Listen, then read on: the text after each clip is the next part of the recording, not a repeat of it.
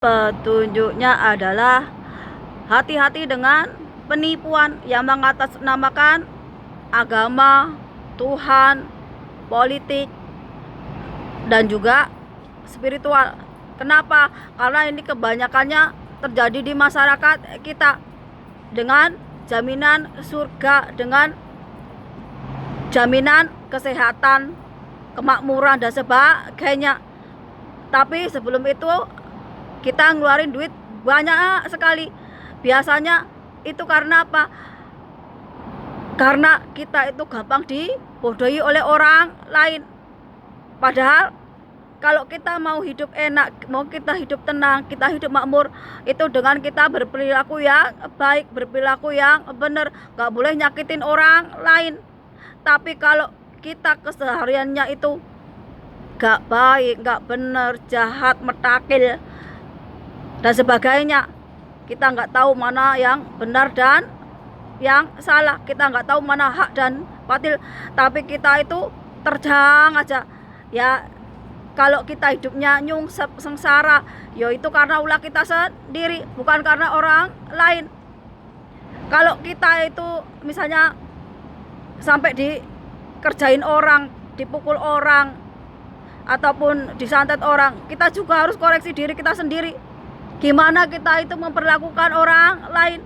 Kalau kita itu udah baik dalam memperlakukan orang lain, berarti itu ujian buat kita. Agar apa? Agar kita naik level, jadi orang yang berjiwa besar, jadi orang yang pemaaf, jadi orang yang lebih sabar, orang yang lebih toleran kepada orang lain. Tapi kalau kita sendiri itu suka ngomong kasar, suka jelekin orang, suka berbuat onar, suka bikin jengkel orang, ataupun kita ngambil hak orang lain, itu segala malapetaka, segala kesengsaraan itu karena ulah kita sendiri.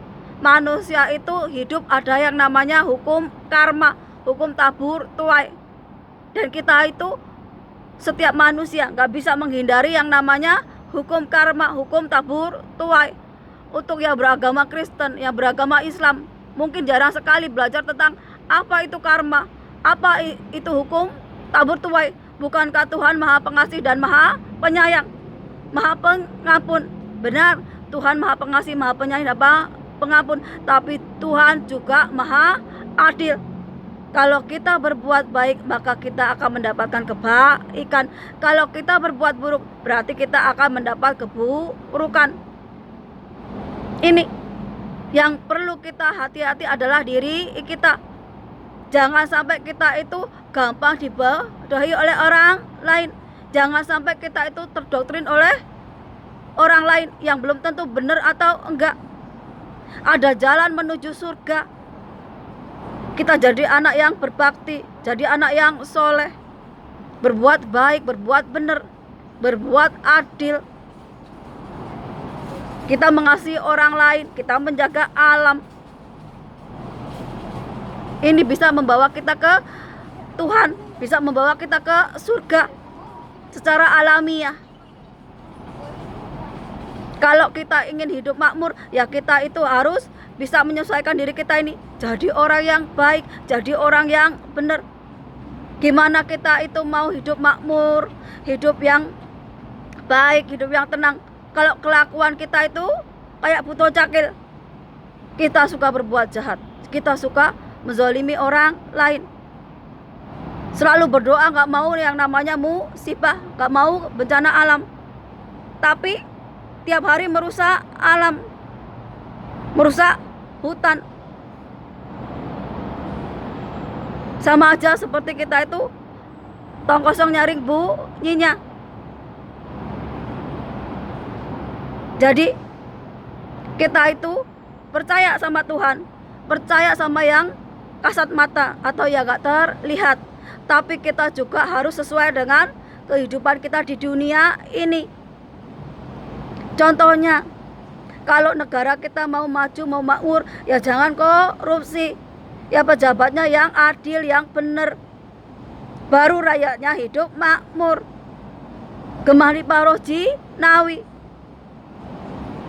Tapi kalau berdoanya tiap hari sama Tuhan, minta Indonesia emas, Indonesia makmur, tapi kerjaannya tiap hari merusak alam, korupsi, nggak adil, nggak bener.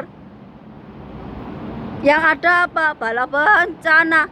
Wong alam itu kamu rusak. Secara logika, kalau kamu merusak alam, tentu saja kamu itu juga akan mampus karena alam. Wong kamu merusak.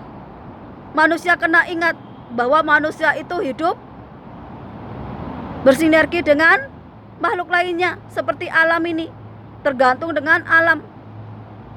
Makanya tanah yang kita pijak ini dinamakan ibu bumi. Yang langit itu bobo angkoso. Tapi banyak sekali orang-orang yang nggak ngerti, malah melakukan apa? Perusakan hutan, nggak bisa menjaga bumi ini. Kalau udah banyak bencana alam, mau nyalahkan siapa?